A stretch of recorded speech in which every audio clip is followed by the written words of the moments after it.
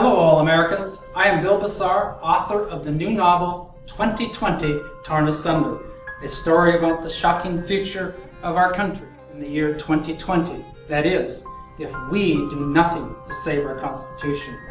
At this time, I would be pleased if you took the time to listen to my proclamation titled, God Created Our Founding Fathers. In the beginning, when God made earth, he told man to manage the affairs of his own people. And from that day forward, man dominated fellow man. There arose brutal pharaohs, tyrant kings, authoritarian Caesars, intolerant church popes, evil dictators, and ruthless chiefs. Almost daily, these authoritarian, intolerant, evil rulers dictated new regulations and laws upon the people who faced prison or death if they did not obey. Debtors were condemned to prison, babies killed, women sacrificed, and the Christians were slaughtered or fed to the lions. Most people owned nothing. If they had a business or farm, they only survived if they paid off the corrupt politicians. The common people did not control the food supply. They only had tools for weapons to repel the government's armies that took their land, houses, and gold. The people begged, stole, perished, or relied upon their evil politicians' promises of help. That is, if they obeyed every new law or regulation and then voted the same politician back into office. After thousands of years of government corruption throughout the world, God again looked down on earth and saw that there was a grave need to save mankind from the evil dictates of godless rulers. In his foreknowledge, he saw a country that would throw off the bonds of their intolerant ruler.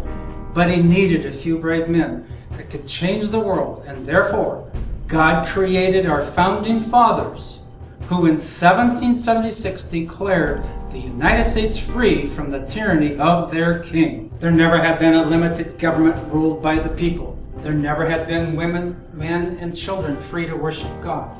There never were a free people who owned land without the fear of their rulers taking it from them. Never had mankind owned businesses free of government controls.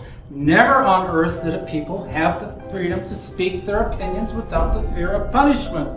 Never had a people of any country been blessed just knowing that their personal belongings were secure from their government seizure, and at the time of mankind's last chance to receive his God-endowed, unalienable rights to life, liberty, and the pursuit of happiness, God created our founding fathers. Never had a people been given the freedom to write their thoughts and opinions. Never in the history of mankind did man freely assemble together and not worry about the government's intrusion and their sudden capture and imprisonment. Never had the common people the right to bear arms equal to the ruler's armies.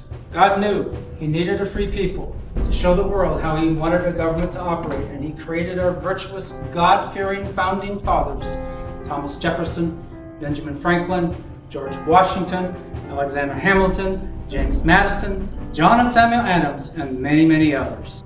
God knew that we the people needed bold, moral men and women to fight for our freedoms.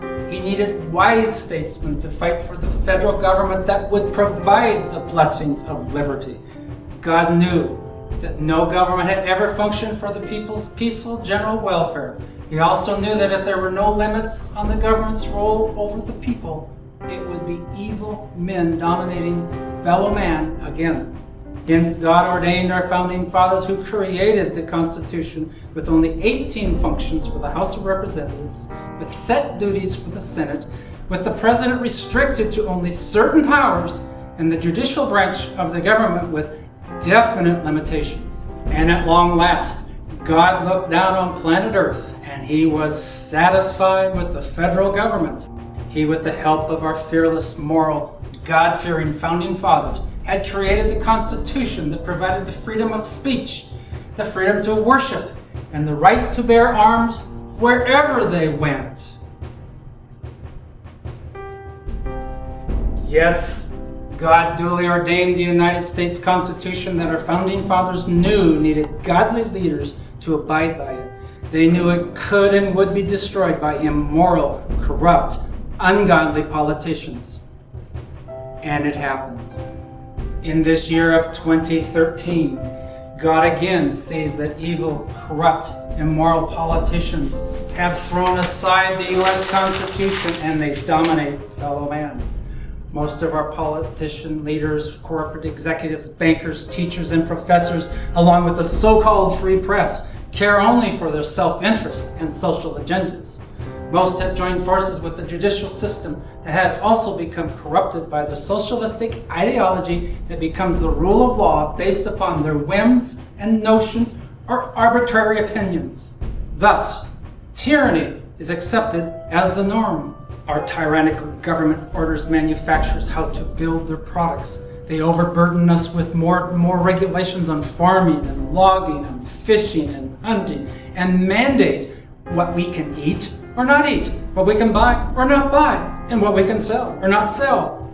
For any businesses to stay in operation, they must follow the complicated details in the thousands and thousands of the newest laws. We the people cannot freely bear arms from state to state. Our bodies are searched at airports, our vehicles, our boats, our houses, and businesses are searched without reason, or without court orders that seem to be no longer needed in many cases. Our founding fathers would turn over in their graves if they knew the Constitution is no longer the law of the land. If they could, they would arise and fight to save our Constitution. They would turn to God and pray for guidance and tell we the people to once again be a virtuous and moral people. But it is up to us to stand in the gap created by the centuries of time. One more time, God looks down on earth and he sees that our ruthless, tyrannical politicians and bureaucrats dominate fellow man. And today, as in 1776, God needs men and women who will do as our founding fathers did, stand up and demand that we be governed by the Constitution. We the people need present-day founding fathers. We must vote into office only constitutional abiding statesmen and stateswomen at every level of government. We the people lacking wisdom believe that our politicians and judges will automatically abide by every article and amendment of the Constitution. We listen to the emotional appeals of the media and politicians that pull at our heartstrings until we mindlessly swing at the end of their emotional blackmail pendulum. John Adam told us, and I quote, "Be not intimidated, nor suffer yourselves to be wheedled out of your liberties by any pretense of politeness, delicacy, or decency." These they are often used are but three different names for hypocrisy, chicanery, and cowardice. I ask a few simple questions. Is it possible for God to create people who can be as our founding fathers? Are you prepared to stand up and with fearlessness speak the truth? Will you tell we the people that they will be damned to poverty and oppression if they do not return to God and vote out the corrupt politicians? Thomas Jefferson warned us, and I quote, "All tyranny needs to gain a foothold is for people of good conscience to remain silent." I warn you, it may be too late, for our politicians at every level have already torn asunder the Constitution. But I pray for 30 to 50,000 men or women who will take the stand as our founding fathers did and dare to fight for liberty as we boldly attempt to save our Constitution, even as hateful, corrupt, tyrannical people try to destroy us with lies, deceit, derision, and disparagement. Let us rally together. Let us save the Constitution. We need to stir up those who are silent. I now use Frederick Douglass's words that amply apply to our country today. It is not the light that is needed, but fire. It is not the gentle shower, but thunder. We need the storm. We need the whirlwind and the earthquake. The feeling of the nation must be quickened. The conscience of our nation must be roused. The propriety of our nation must be startled. The hypocrisy of our nation must be exposed. Its crimes against God and man must be proclaimed and denounced. I say we must inform the ignorant. We must teach the Constitution to the uninformed. I again plead, join the battle to save what our founding fathers created. Defeat the darn tyrants. Let's save our Constitution that they have already torn asunder. I ask one last question. Does God still create brave men and women? Are you one of them? If so, I implore you to find a way to stand up to the tyranny, to prevent our precious Constitution from being torn asunder even further.